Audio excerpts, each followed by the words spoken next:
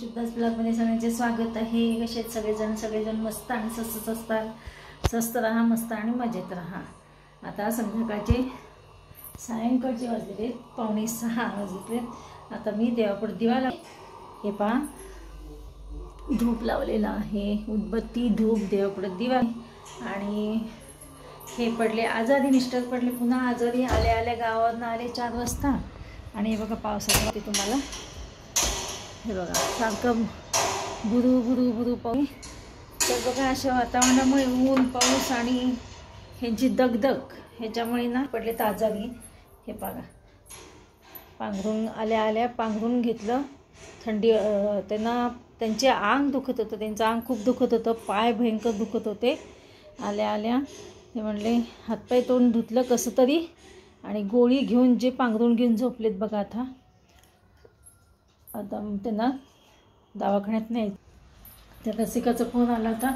मी म्हणलं रसिकाला अगं की पप्पाला बरं नाही आहे तर दवाखान्यात, ती म्हणली अगं मम्मी दवाखान्यात घेऊन जावं लागेल। म्हणलं हो दवाखान्यात न्यायचं आहे त्यांना, मग मी घेऊन जाते। पण ती म्हणली नको मम्मी मीच घेऊन जाते, त्यांचं अंग दुखते, मग गाडी कशाला चालवते, कसं चालवतील। आणि असं वातावरण पावसाचं बाहेर आहे, गुरु पाऊस चालू आहे मधनंच। तर मग रसिकाला मी आता फोन करते। 6 वाजता डॉक्टरांबाई येतात, तर त्यांना इंजेक्शन मागेच 2-3 दिवसापूर्वीच इंजेक्शन दिलेलं आहे, पण पुन्हा सुद्धा त्यांचं काही दुखणं काही थांबलं नाही। आणि ते दुखणं थांबणार कसं, एकच दिवस काहीतरी विश्रांती घेतली असेल, लगेच विश्रांती घेतली का नाही लगेच कामाला गेले। आणि कामाला म्हणजे कसं गावोगाव, काल मुंबईला जाऊन आले, आज गेले होते वाई सातारा तिकडे जाऊन आले, त्याच्यामुळे लगेच ते आजारी पडले पुन्हा आणि पांघरून घेऊन झोपलेत बघा। आता त्यांना उठवते दवाखान्यात। त्यांना आज चहा पण म्हणलं चहा पिता का थोडासा गोडभर, सर्दी पण आहे, खोकला आहे, तर नको म्हणले चहा नाही करते, मळमळतं म्हणले मला, ॲसिडिटी मळमळ, त्याच्यामुळे त्यांना काही चहा दिलाच नाही। चला तर मग रसिकाला करते फोन आणि रसिका घेऊन जाईल त्यांना। आता त्यांना उठवते, वारा सुटले बघा। रसिकाचा आलाच फोन, चालले बघा दवाखान्यात।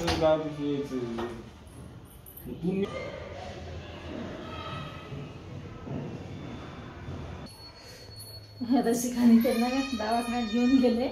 कसं आहे मी 2 व्हीलर चालवू नका म्हटलं, ते काय म्हणले आपण दोघं गेलो असतो। माझं म्हणणं काय दोघं गेलो असतो पण गाडी त्यांना चालवायला लागली असती, म्हणून मी म्हटलं रसिका घेऊन जाईल, म्हणजे तुम्ही मागे बसताल, पुढे बसले म्हणजे जास्त वारा लागेल। ह्यांना राग आला, ते म्हणले आपण दोघं गेलो असतो, ते तो प्रॉब्लेम नाही दोघं जाण्याचा।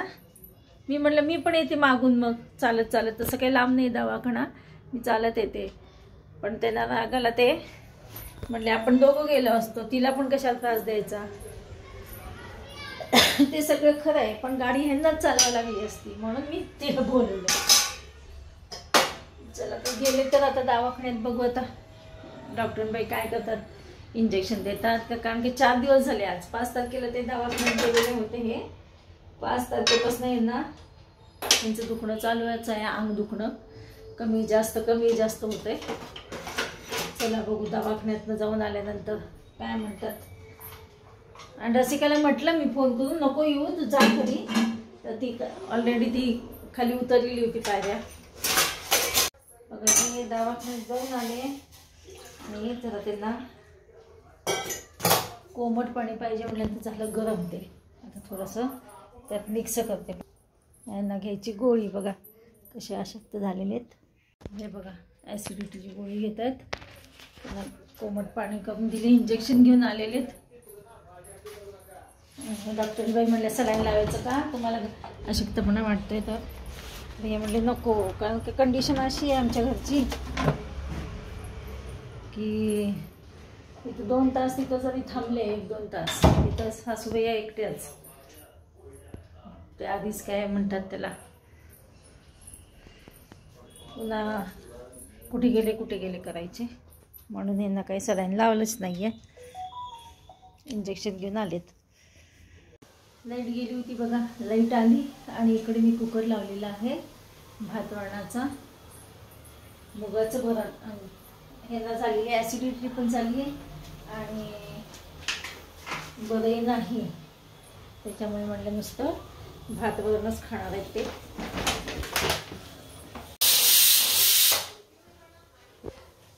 सासूबाई विचारतात कुठल्या डॉक्टरकडे नेलं त्यांना.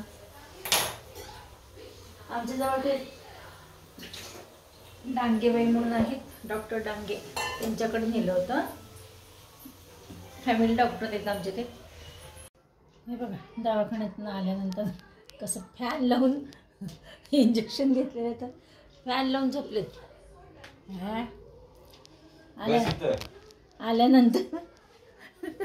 आल्यानंतर कडी पातळ झाली होती. दवाखान्यात जाऊन इंजेक्शन घेऊन आल्यानंतर फॅन लावलाय अक्षरशः. मग पुन्हा थंडी वाजली म्हणजे. चला सासूबाईंना वाढले जेवायला. सासूबाई म्हणजे मी भातच खाणार म्हणून त्यांना वाढले भात.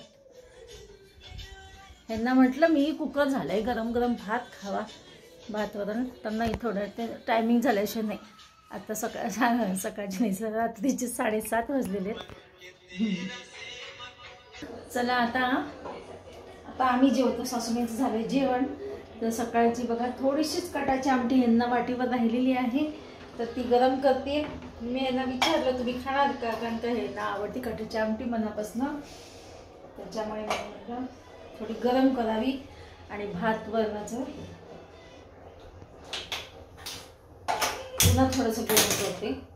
आहे ऑलरेडी गरम भात वरण, पण थोडं तर चला सकाळचं थोडंफार राहिलेलं आहे ते मी खाणार आहे. फक्त त्यांच्यासाठी भात वरणच लावलेला होता.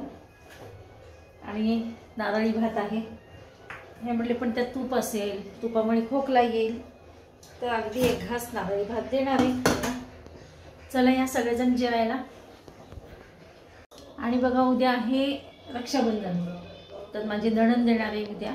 ह्यांना फोन आलेला आहे की उद्या मी येते राखी पौर्णिमेचं, तर त्यांना गिफ्ट आणायचं राहून गेले बघा हे दुखण्यामध्ये. आणि मी आज ठरवलं होतं की हे आले ना, हे तसे आज लवकर आले की यांना घेऊन जाऊ नंदेला काहीतरी गिफ्ट आणूया, ड्रेस म्हणा, काहीतरी ड्रेसच आणूया दुसरं काय, कारण का त्यांच्याकडे सगळं आहे. आणि बायकांना कसं पाहिजे असतं, कपडा लागताच. कपडे किती असले तरी कमीच असतात, त्याच्यामुळे म्हटलं तर कपडे आणूया. पण ते काही आणणं काही झालंच नाही आहे. हे म्हणतात जाऊ दे, आपण काहीतरी कॅशच देऊन टाकू, तिला काय आणायचं आणू दे, बघूया आता कसं होतं ते. चला तर या सगळेजण जेवायला. चला मग भेटूया अशाच नवीन एका ब्लॉग्समध्ये. तोपर्यंत बाय बाय, टेक केअर.